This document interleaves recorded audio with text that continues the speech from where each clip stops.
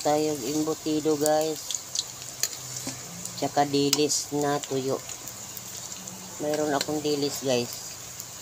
Yan, partner ko. Hindi ko na nilagyan ng itlog yan kay nakakaumay. Ganyan lang siya.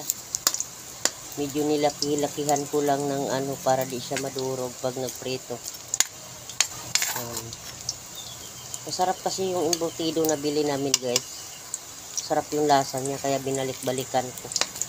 Almusal ba? Yan. Mayroon akong dilis na galing sa Samar.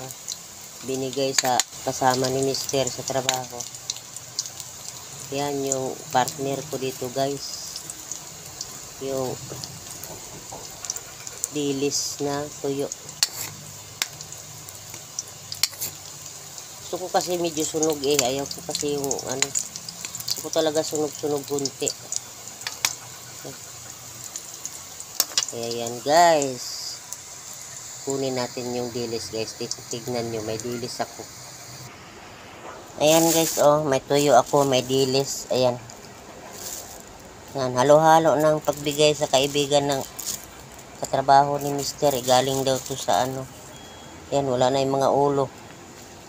Hindi daw to maalat. Subukan natin.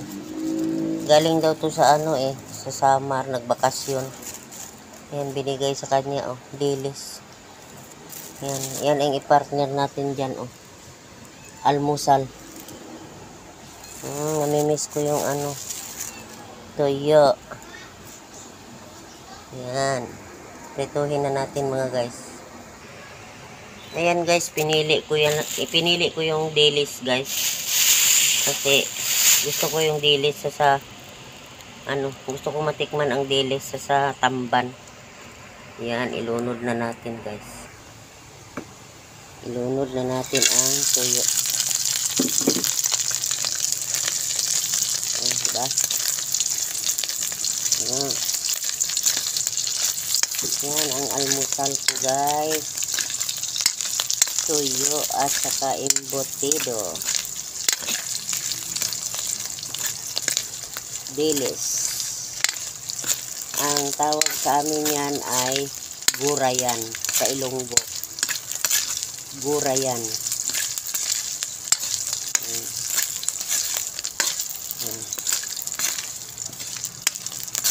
So, thank you for watching guys. Maraming salamat sa inyong lahat.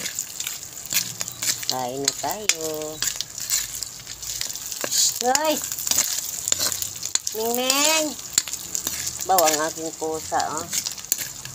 Inamoy-amoy na yung aking embutido. Hindi man siya makalapit kay mainit. Thank you for watching guys. Nag-usok-usok na. Baka masunog na. Bye-bye.